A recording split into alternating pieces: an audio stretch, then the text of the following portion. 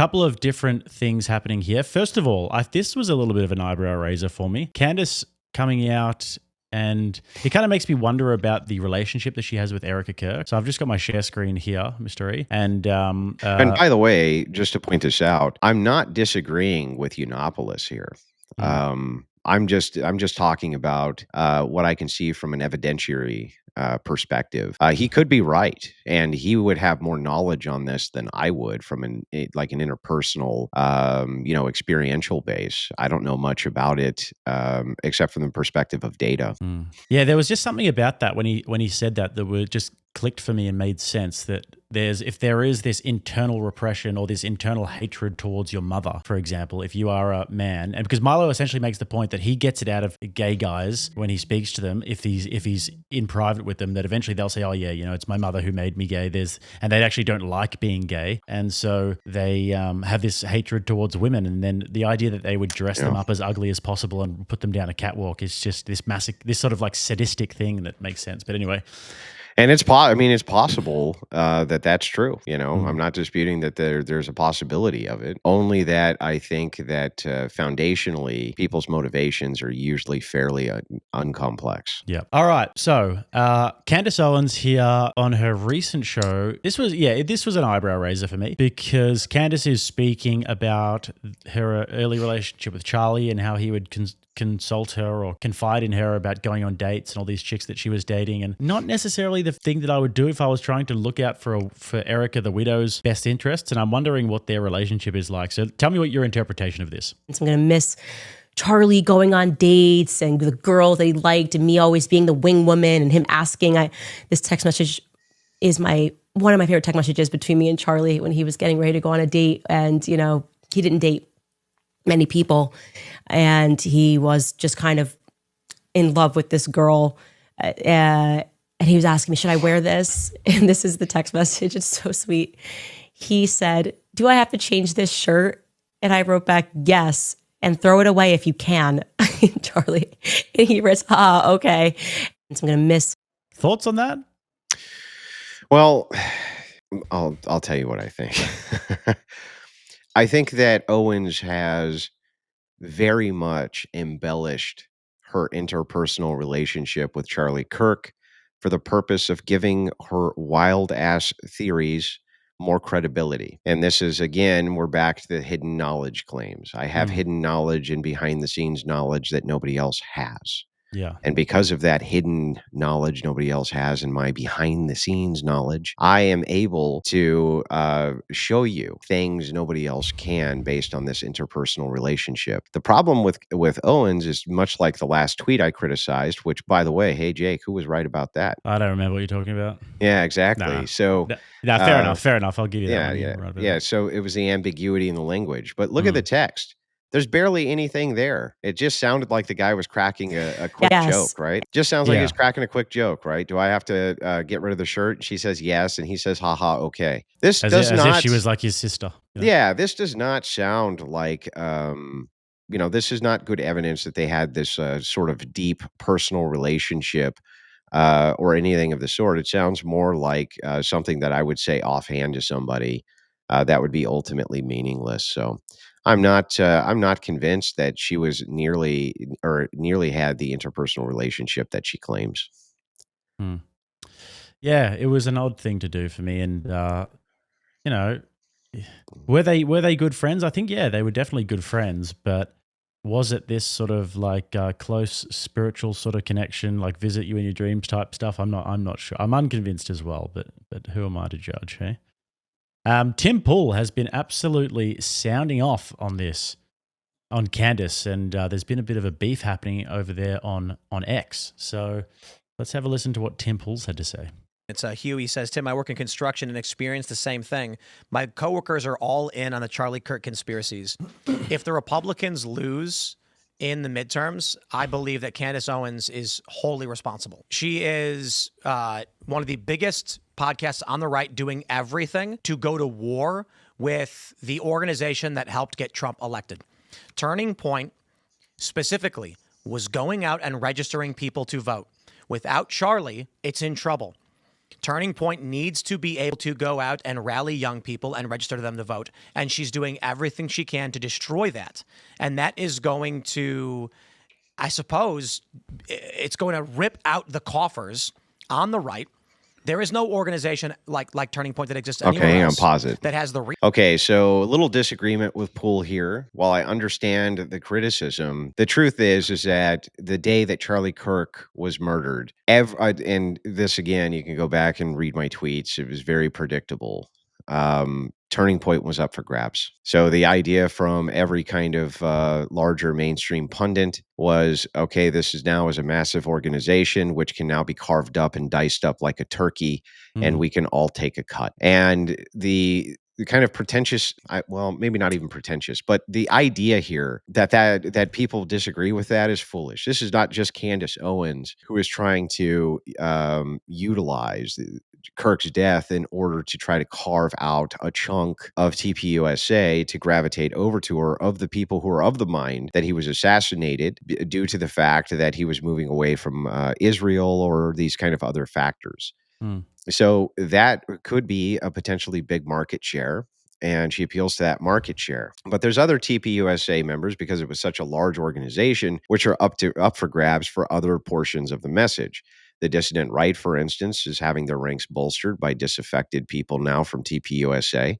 Same thing is happening with the center right. There was a lot of those in TPUSA, and they're bolstering the numbers on that side as well. So it's kind of been a free-for-all with almost everybody who is a large political pundit trying to carve themselves off a piece of that giant roast, because the man who brought it down and cooked it up and put it on the table died. So that's what's actually been going on. I don't think that that Candace is cannibalizing TPUSA any more than any large right-wing creator seems to be trying to. Yeah, it's interesting because there's two ways you can sort of look at it. First one is what you said, that there'd be some sort of like a feeding frenzy that goes on in the wake of Charlie Kirk's death, where there's this massive pool of audience and the young people who have been captured by TPUSA on the campuses and everything. And then the other way to sort of look at it is that there could be this unification, right? Everybody comes together and they're like, holy shit, these lefties, they're trying to kill us. We've got much bigger fish to fry. And I think that this is sort of what Tim Pool's going with, that there was this huge opportunity for reunification there between various different factions of the right. And since Charlie Kirk's death, the thing that's actually derailed that has been Candace Owens, because she has essentially taken her market share of TPUSA and created a lot of distrust about the organization that sort of is the web that brings everybody together, if that makes sense. Well, Kirk, though, was the unifier. Yeah. Kirk was the one who was able to successfully, through political contacts and a masterful ground game where he did outreach at these various universities, he was the one who was able to create that larger tent that people could come in under, right? He was not, he was welcoming the dissident right as much as he was welcoming the center right. And his issue stayed right within that threshold where both sides could somewhat agree with it. But post his death, there's who else could do that? So this was destiny in a way. There's nobody who's going to be able to step in and easily create that unification between all of these various sides and all these various chapters, because that was what Kirk was doing. And it took him years to get the ground game to do that, all taken away with a single assassin's bullet. So I don't think that, while Tim is correct in a sense that, yes, this could have been a great opportunity for the right to come together, that was never going to happen. Resources and the reach. And without Charlie, I'm not sure that they can make it. But I can tell you this, Candace lighting a Molotov and throwing it through the window is not helping. And it's the most demoralizing thing ever. Additionally, all of the cowards on the right who are too scared to say anything about her, because she tweets at me talking shit or whatever, and then a bunch of people come and flood our chat, I could give a single flying. You can come and you can burn everything I have to the ground, and I will happily live in a van down by the river. I don't care to be number one. I don't need to be number one. What I care about is what is true and what will help this country and what works. And she is a scumbag, okay? And she's getting worse every day. And she crossed the line. She continually crosses the line every day, insinuating that Turning Point literally killed the guy who made them all rich. And I hear this in the streets, and at a certain point, I'm like, holy shit, we're gonna lose the midterms. We're gonna lose the midterms, then we're gonna lose in 2028, and it's because she's a piece of shit. Because instead of saying, guys, let's come together and figure out how to work together, she says the stupidest crap. And now everybody's running around divided and broken. For what reason? For literally what reason? Damn, you're rubbing off on these guys, hey, Andrew? I guess. Ultimately, I think here that Tim's point is valid. Whether or not it costs the midterms or not, I don't know. I don't know if Owens' influence is nearly as large as advertised, but perhaps it is. Ultimately, though, again, there is no other organization like TPUSA. Erica Kirk, really, the only strategy here which would shut down Candace Owens, in my opinion, from trying to put the blame on TPUSA and insinuate that TPUSA had a hand in the murder of Charlie Kirk or somehow orchestrated it, would be for Erica Kirk to come out and say, no, she's full of shit and a idiot doesn't know what she's talking about. And I think that if she was very aggressive with that message, Owens would shut it down very quickly and move on to something else. But Erica Kirk has not. And she does not have the same political gravitas that her husband had. And taking over the organization, TPUSA, she probably has many advisors who are telling her not to engage that way, that they're probably saying something like, that's exactly what Owens wants. That's exactly what Candace needs, is that'll actually give her an artificial bump or something like that.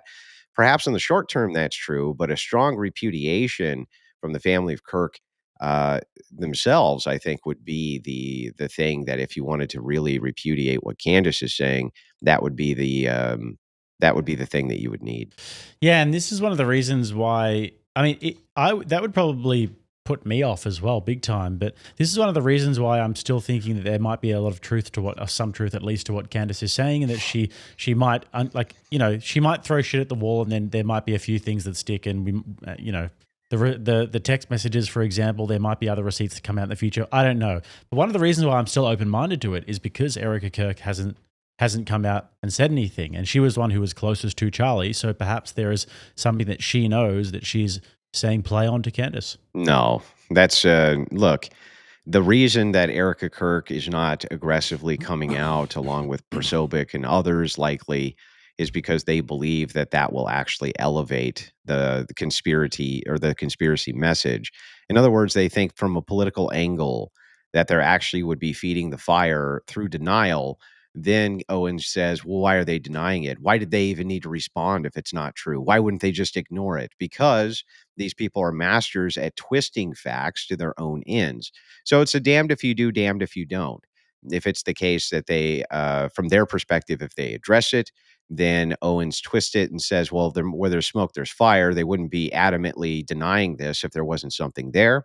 Then if they don't deny that there's something there, it's, look, they're trying to hide something, or because they won't even make a statement about it. So it's, heads, I win, tails, you lose. And ultimately, I do think that while it's true that sometimes when you mention these people, you elevate them, sometimes it's also fine to directly go after their criticisms and say, look, you're stupid. You don't know what you're talking about. Everything that you've predicted so far has not come true. Most of these links are nebulous at best. You have not done a good job of presenting a good factual case for any of these bold claims that you make, which require extreme evidence. She just hasn't done that. That's an objective fact. It's just not there. The evidence is never there when Owens talks, ever. Yeah, and they had a back and forth, her on Timple on X yesterday, and Candace was essentially saying to Timple in the tweets, like, you're putting so much time into my show, like, why are you so obsessed with me? That was essentially her comeback. Why are you so obsessed with me? And I was like, are you serious? Like the sort of like lunchtime mean girl tactics, which was just annoying to see, because obviously, like, you're making bold claims, massive claims actually. Timple's covering it, and then your response is, he's obsessed with me. Well, eventually what's going to happen, so there's a distinction. Like, let's take a look at the like Fuentes Owens distinction. Fuentes, for instance, he has been adamant that he be allowed to confront his critics. So he's like, I want to confront my critics to their face. I'm willing to debate them on their issues and the various issues that they have with me so that I have what he called the right of response. I just want the right of response. This, the ability to actually get in my critic's face and say, no, you're lying. This is incorrect. You're full of shit. You're mischaracterizing me. F you. Owens, though, does not do that. In fact, she was offered tens of thousands of dollars to do a public debate with Steven Crowder, refused to do that. There's also been many lines in which people have tried to get Owens to come on when there's somebody there who does know what they're talking about in regards to her positions, and she won't do it. Instead, opting for softball interviews or opting to have guests on who don't really challenge the position, or avoiding media who's very critical of them. And so one of those, I think, is, whether I agree with either position or not, one of those I at least believe is the respectable position. If you have people who are criticizing your actual positions and you just refuse to take them on, your position's probably pretty weak. Yeah, for sure. I mean, did you see that TPUSA did a video where they like loosely addressed some of the claims, but said that we're going to do a live stream in the future about all of these claims, address them one by one, and Candace is invited to come and sit with them. And so if she does that, then I'll think, okay, cool. Well, you're willing to Yeah, but what was address- her response? Okay, yeah, let's do it tomorrow. And they're like, it's not scheduled for tomorrow. What are you I didn't see talking that. about? Yeah, I mean, the thing is, it's also totally disingenuous. You know what I mean? It's totally disingenuous. And the thing is that she has made now some extraordinary claims about many, many things, not just Kirk's death, but on Macron's wife, these various claims that require a substantial amount of evidence for her to actually demonstrate. And thus far, she has not made good on demonstrating a single claim she's made. Not one, not a single one. The assassination conspiracy is all bullshit. She did not, in fact, go and report that to the feds and have them take it seriously, like she alluded to in her tweet when she was alluding to the fact that there would be some sort of press conference on this. There wasn't. In fact, they left her on red because nobody believed it. She didn't even go through an official channel to report said assassination plot, and never has demonstrated good proof for said assassination plot against her. It's just, there's not the evidence isn't there. Yeah. I mean, the only thing that you can really give her is the thing that she said that Charlie was having a change of heart about his feelings towards Israel and then the text. But even that's just sort of disputable about whether or not we were talking last time about if that's like sort of business dealings and negotiation, these sorts of things. So time will tell. I mean, in a year from now, you and I will be able to sit here on this show and really reflect as to if there was any credibility towards to her claims. Well, the problem is that when you are a person who makes one kind of claim after another and moves from one thing to the next, by the time people have repudiated your last 20 claims, you have now made 20 more. And so the thing is like, it's a consistent case of playing catch up. I don't have anything personal against Owens. I don't know her personally. But her positions suck, and the lack of evidence that she produces with them, I think, is very damaging to right-wing politics in general. Makes us look like a bunch of conspiratards, when in fact there are various conspiracies which we can demonstrate happened, especially like what happened with Biden and the Biden administration and the various social media companies that they were influencing and basically using government power to blackmail. We have evidence of these things, which is overwhelming. And instead, she focuses on tangential issues like whether or not Macron married a tranny, and the French government has been covering it up. It's ridiculous. It's ridiculous.